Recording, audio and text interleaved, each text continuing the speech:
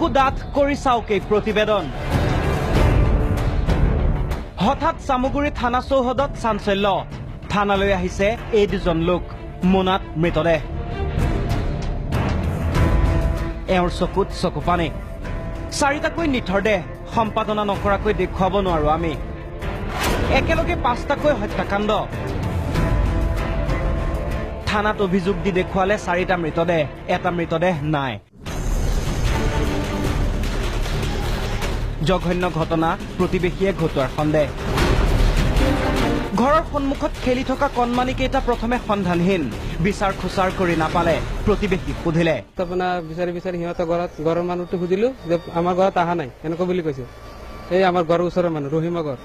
ইয়ালৈ অহা নাই বুলি ক'লে কাষৰ ঘৰৰ মানুহে কিন্তু মলমলাই আছিল মাংসৰ গোন্ধ কেৰাহীত উতলি আছিল লেগ পিচ ধৰা পৰিল চিকেন কিলাৰ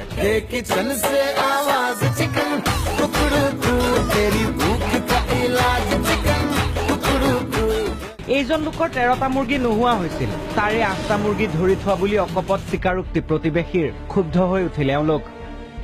ক্ষতিপূৰণ দাবী কৰিলে 7,000 টকা অভিযুক্তই নিদিয়ে ক'লে তৰকাৰীকে নিয়ক খাই ভাল পাব বনাই দিলো মাংসটো লৈ যাওক মাংসটো লৈ বলে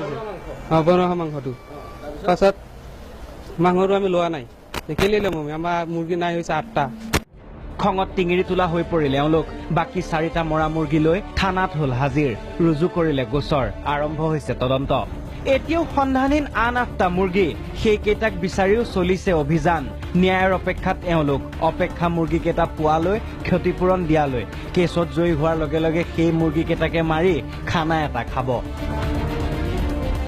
এইখন অসম হয় অসম পৃথিৱীত নঘটা ঘটনা এইখন অসমতে পাব চামগুৰিৰ পৰা কাবুল কলিতা প্ৰাগ নিউজ